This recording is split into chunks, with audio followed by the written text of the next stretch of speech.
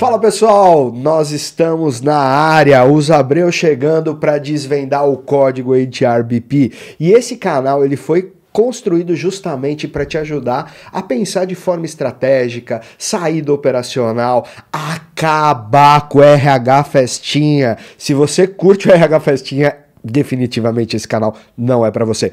Eu sou o Adriano Abreu. E eu sou a Karina Abreu. E juntos nós somos os Abreus que chegaram aqui justamente para causar, e nós vamos causar na área de recursos humanos, só que lógico, de uma forma bem leve, bem descontraída e com todo o respeito do mundo, né, Karina?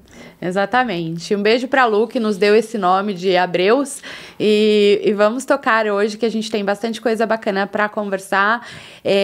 Quando a gente fala de RH estratégico, Adriano, tem muita coisa que passa na cabeça. Você fala sempre do RH festinha, que a gente tem que evitar o RH festinha, né?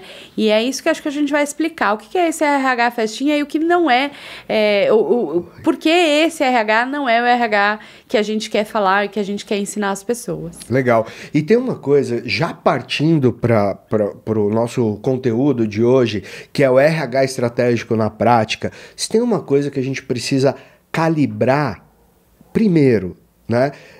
RH é uma coisa bastante ampla. Recursos humanos tem uma amplitude importante dentro de uma organização. E eu não sei se você participa de alguma forma de alguns grupos. Eu participo de vários grupos de RH, eu sei que você também, mas quando você começa a perceber que os grupos só falam de lei trabalhista e brinde para festa de algum engajamento. Isso, de Dia dos Pais, Dia das Mães. A preocupação é essa.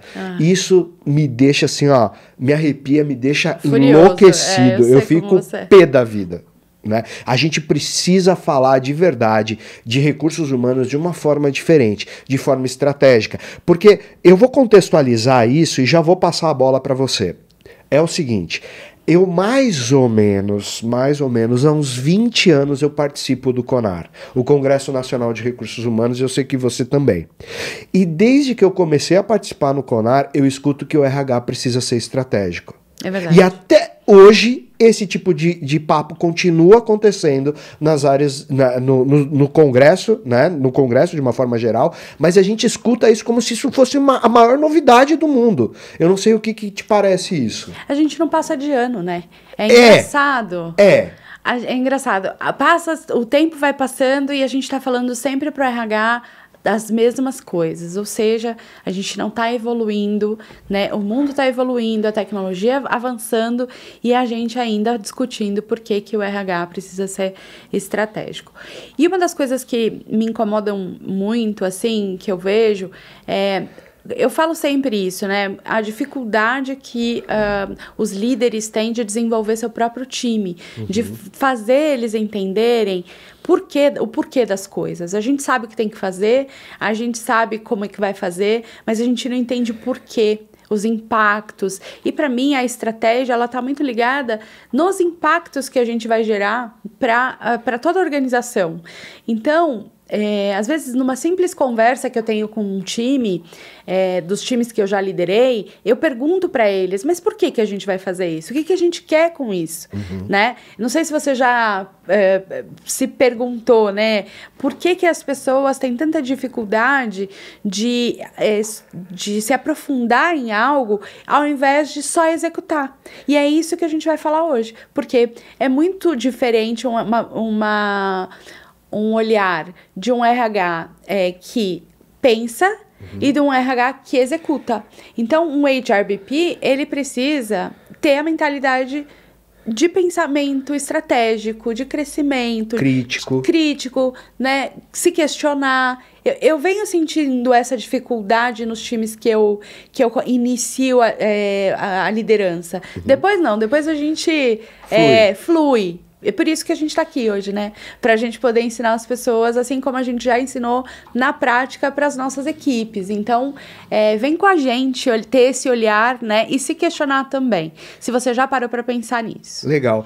Cara, e tem uma coisa que a gente precisa entender, né? A diferença do que é estratégia e o que é operação. Uhum. Não é que a operação ela não seja importante, não é que o brinde para um determinado evento não seja importante, porque ele gera engajamento e tal. Uhum. A gente sabe de tudo isso. Agora, o que a gente precisa entender é fazer essa separação.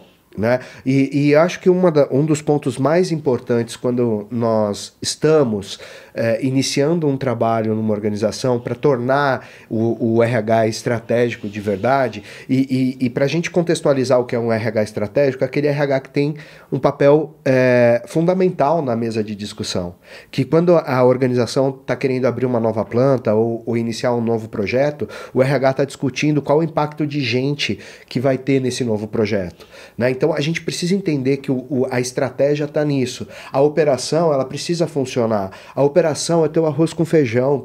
Ela precisa funcionar bem, porque se o arroz com feijão não tiver bem feito, o que vai acontecer é que o impacto desse processo vai ser maior. Exato. Então, quando a gente percebe que o impacto, o arroz com feijão está feito, e o que é o arroz com feijão no RH? Vamos lá, é o departamento pessoal rodando direitinho, a folha de pagamento andando, os benefícios funcionando, tá isso, os eventos acontecendo. Essa operação ela é fundamental para que o RH possa ser estratégico. Porque se isso não estiver estruturado, o RH não vai ser estratégico. Volta 5 casinhas, né? Exato. E aí o que acontece? É isso aí, né? O que acontece? A gente passa a ter uma dificuldade muito grande, porque eu estou pensando num contexto estratégico, uma pessoa está reclamando que o salário dela não caiu, que caiu errado. O benefício entrou errado, o desconto veio errado, enfim. Então, coisas de RH. Exato. Então, a gente sabe que para que a gente possa evoluir, é como se fosse a pirâmide de Maslow, né? Quem conhece um pouco desse termo, desse conceito do Maslow, é como se a gente estivesse evoluindo. As necessidades básicas do RH precisam estar, da organização que compete ao RH, elas precisam estar supridas para que a gente possa evoluir para a próxima etapa, que é a etapa da estratégia. Então, trazendo esse conceito de uma forma geral, os primeiros passos que a gente precisa, depois que a gente garantiu que a operação está funcionando para tornar um RH estratégico, é o que você vai ouvir da Karina. É verdade. Bom, então, o que eu costumo fazer toda vez que eu chego numa cadeira de RH e que eu tenho que trazer esse olhar estratégico para a minha equipe, para o meu trabalho, é o diagnóstico, né? É olhar o que a gente tem, né? Qual é o nível de maturidade que a empresa está, que as lideranças estão e que o time de RH está. Então, para a gente criar um RH estratégico, ele precisa ter esse olhar de entendimento e depois definir a jornada do colaborador dentro da organização, desde a atração até a saída dele, né? E nesse meio, né, para a gente rechear esse meio de ponta a ponta, eu preciso entender desses subprodutos de RH. Então, eu preciso entender como que, com os recursos que eu tenho, como eu melhoro a experiência do colaborador, né? Mas até tem um passo antes. Vamos voltar um passo aí. Que é o passo da gente conhecer o negócio. Então, provocar o time e me provocar a conhecer mais do negócio. Como é que a gente gera receita, né? Como se escala o negócio, né? Quais são as dificuldades que a empresa encontra para os funcionários, desde das áreas operacionais até as áreas mais estratégicas. Então, quando a gente faz toda essa leitura de cenário, a gente depois traduz isso em estratégias dentro do RH para que todo mundo que venha conversar com a gente de outras áreas, buscando um subproduto do RH, a gente não trate esses subprodutos como produtos de emergência, sem saber o que a gente está fazendo. Por isso que eu falo sempre que é do propósito, saber por que a gente faz o que a gente faz, né? Então, é uma construção de pensamento que é o que a gente vai trazer aqui durante todo esse percurso do Código HRBP, que é provocar as pessoas para elas entenderem por que elas estão fazendo o que elas estão fazendo. E parece muito simples isso que eu tô falando, né? Só que na prática não é, porque quando eu pergunto, vai ter um evento, qual é o objetivo do evento? É que essas pessoas precisam entrar na cultura da organização, porque elas são um time que fica home office e tal, não sei o quê. E aí a gente queria trazer um palestrante para falar com essas pessoas. Mas para quê? Isso conecta com o que a gente vai fazer? E é uma simples pergunta, né? Tem muita gente que usa aquela técnica dos 3 porquês. Você tem que fazer 3 vezes, perguntar 3 vezes por quê, para você ver se faz sentido ou não faz aquilo que a pessoa está pensando. Então, é isso, assim. De modo geral, quando a gente vai fazer um trabalho de receber pessoas de um grupo de funcionários nossos que é remoto, mas vai conhecer a cultura da empresa, de modo geral, se traz um palestrante. Por quê? Faz sentido ter um palestrante naquela situação? Ou faz sentido a gente fazer alguns exercícios de cultura? Para que elas se sintam aculturadas na organização. Entende? É tão simples, mas ao mesmo tempo as pessoas não se questionam. É verdade. E você tocou num ponto que eu considero muito importante, que é a questão da modinha do RH. E aí, o que acontece é super perigoso, né? Porque a gente sabe que o RH, de modo geral, ele é muito... Ele recebe muita informação, né? Ele é muito assediado, muitas consultorias, muitas pessoas assediando, trazendo muitos fornecedores, isso. E aí eles querem trazer coisas que eu sei que são inovadoras, porém. Sim, elas podem inovar, tal, mas aí precisa entender, acho que um ponto que você tocou que é bem importante, que é a questão da maturidade da organização para receber algumas coisas, porque tem gente que quer dar saltos, né? Que ao invés de fazer um passo a passo, ela quer saltar alguns degraus para chegar num ponto que de repente uma organização tá. Eu já tive a oportunidade de, até como consultor, trabalhar com organizações que queriam sair de uma condição A para chegar numa condição F, né, de evolução, mas sem passar pela B, C, processo. D. Então essa era a minha maior discussão, era exatamente nesse contexto. Eu falei assim, calma,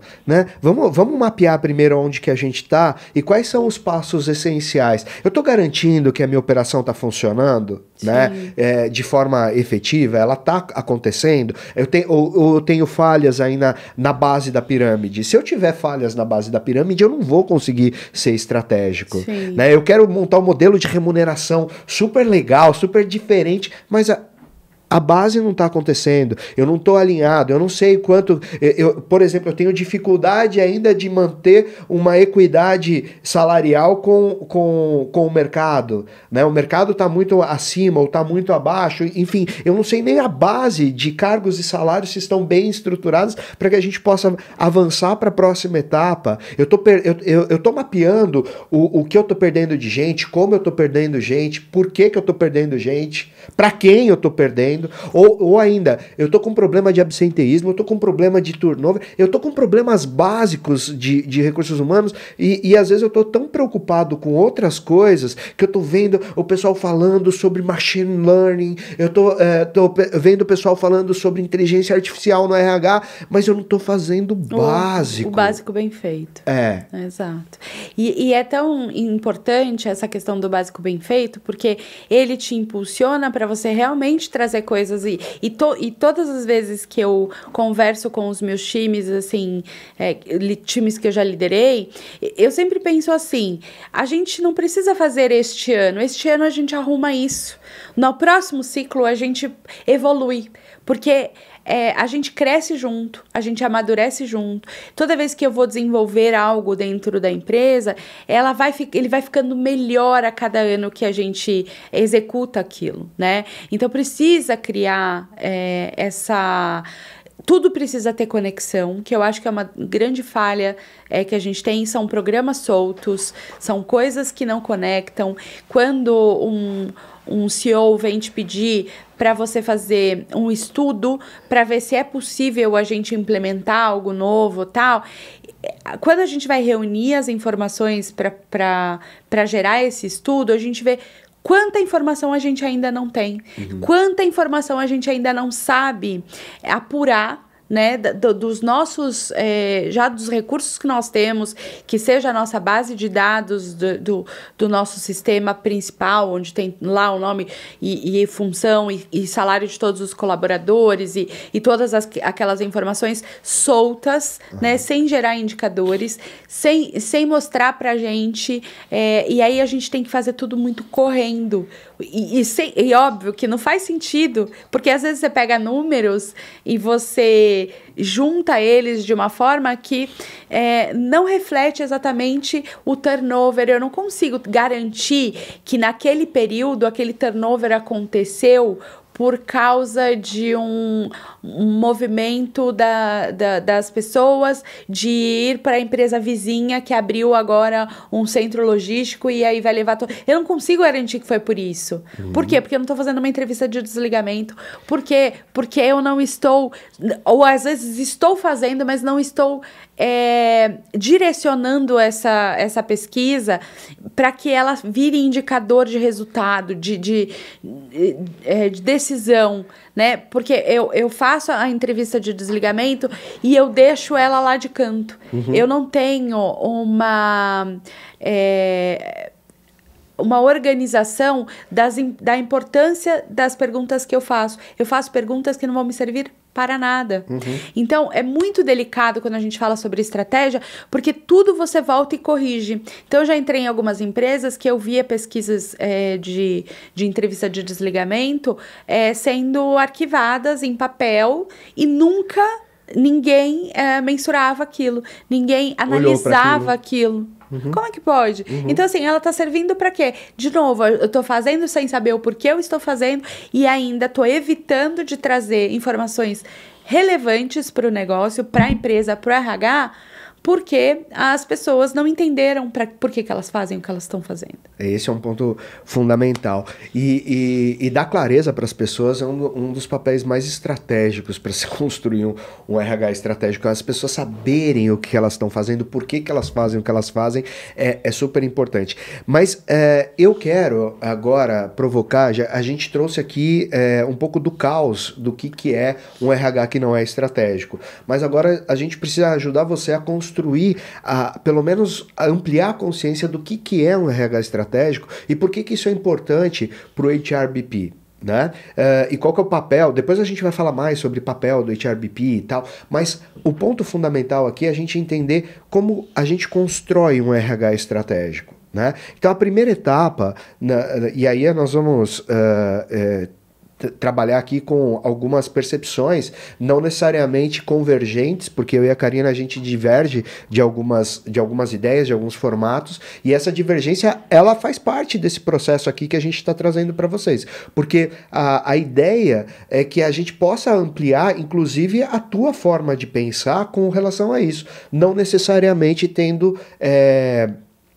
que a gente concorde em tudo, mas o legal é que a gente consiga convergir, que a gente consiga ter sinergia nesse processo. Então, eu quero... A primeira coisa que eu queria trazer é que o RH, para ele ser estratégico, a empresa precisa ter uma estratégia. Se a organização ela não tiver uma estratégia, o RH não vai ter. Não tem como. Mas eu não tenho um planejamento estratégico na minha organização, eu quero montar um RH estratégico. Não faz sentido.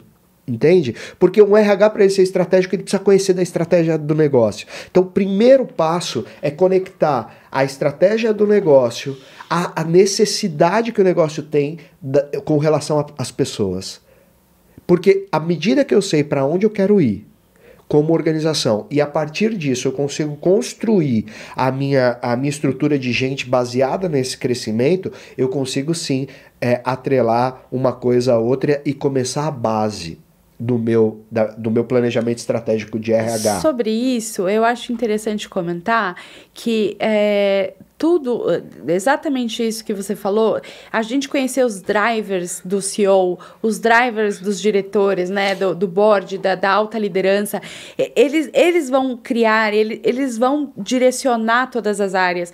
E a partir daí o RH começa a criar o plano estratégico de recursos humanos, né, que vai servir para todos os subprodutos de RH, que é a folha de pagamento, a remuneração, o TID, os BPs, o recrutamento e seleção. Então, quando a gente consegue cascatear esses drivers pro nosso olhar de gente, né? Gente e cultura. Porque eu gosto muito de lembrar que o RH, ele também é estratégico quando ele olha para a cultura. Ele é o guardião da cultura. Ele é guardião da cultura, ele facilita, ele cria as pontes. Então, é isso. Eu acho que você deu exatamente assim.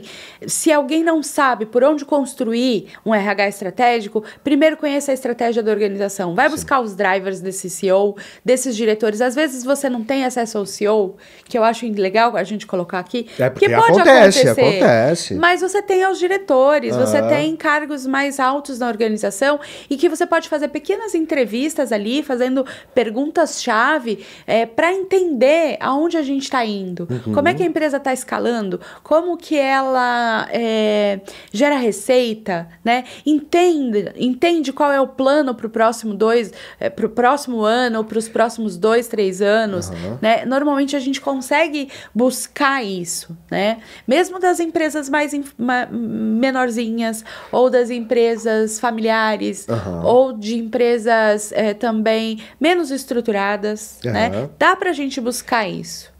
Dá sim, e nós vamos ter alguns episódios aqui que a gente vai falar sobre empresas pequenas, né? Como colocar estratégia de recursos humanos em empresas pequenas. Sim. E a gente, mas continuando no processo de construção, a primeira etapa é você conectar, né, a estratégia do negócio e a partir dela começar a construir a estratégia de RH. Mas não esqueça que se a tua base não estiver estruturada, a primeira etapa é estruturar a base. E ela vai falhar se ela não tiver.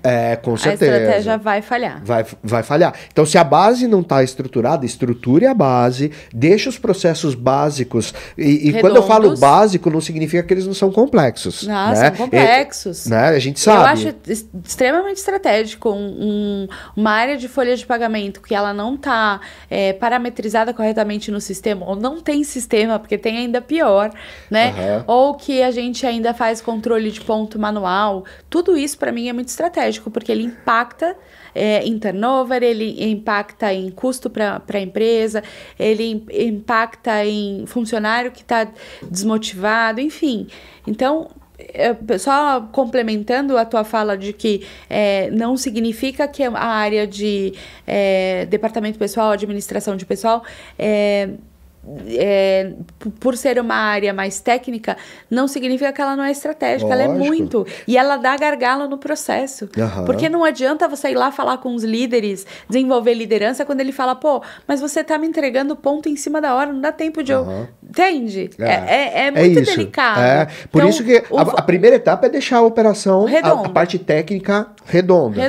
Né? Então, administração de pessoal, relações trabalhistas, benefícios, essas coisas precisam estar funcionando super bem.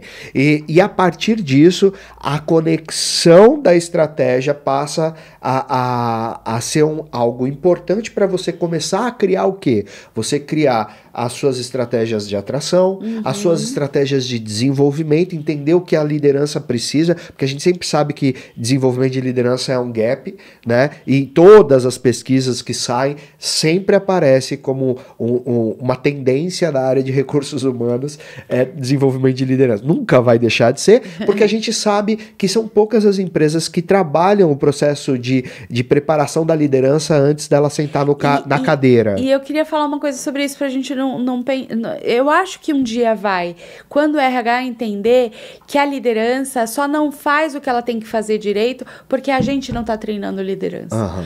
E eu acho que a gente tem que se responsabilizar como RH, sim.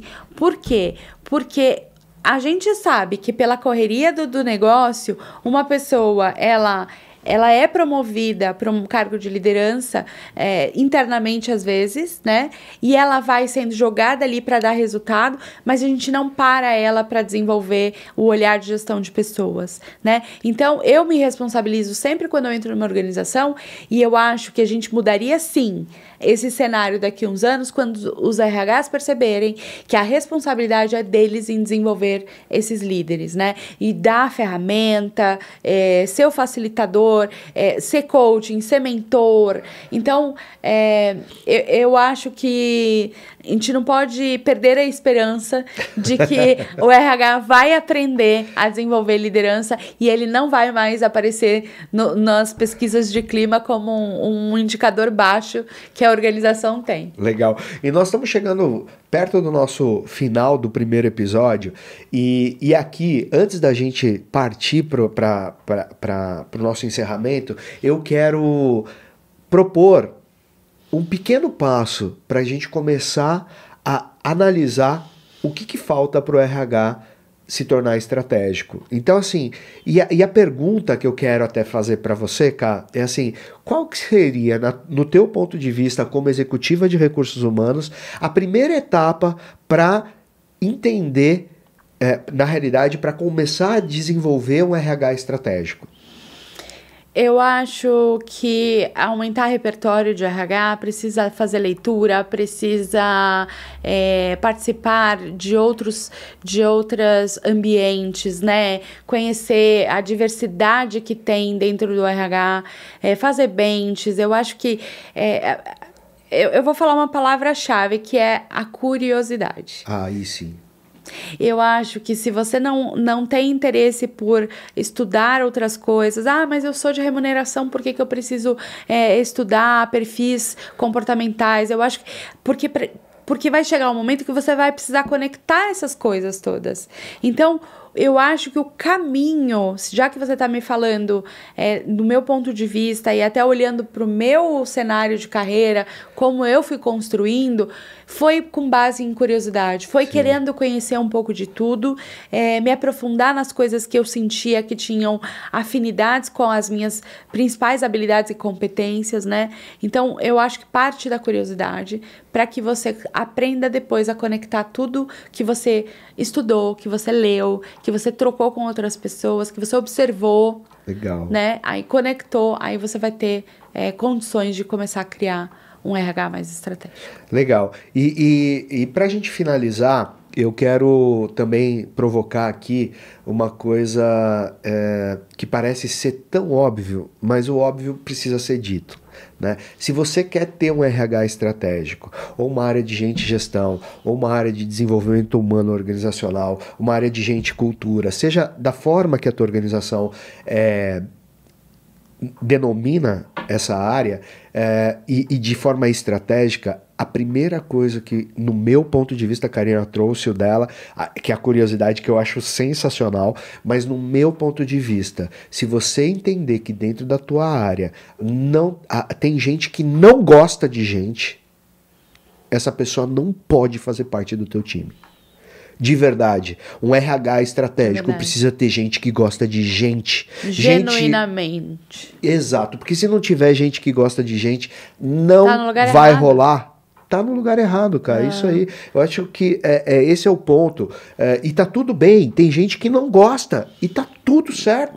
Só não vai trabalhar com gente. Porque ao invés de você ajudar, você vai atrapalhar. Então, encontrar essa... E aí parte por uma coisa que não é uma... aqui não é nem uma questão de autoajuda, mas é uma questão de autoconhecimento. Precisa se conhecer para ver se está no lugar certo. Nós vamos trazer aqui um monte de história legal de pessoas que a gente já viu, inclusive fazendo transições de carreira para áreas que foram impulsionadas por nós. Nós ajudamos as pessoas a sair daquilo que para ela fazia mal e ela encontrou um caminho diferente. Então nós vamos tratar disso aqui também.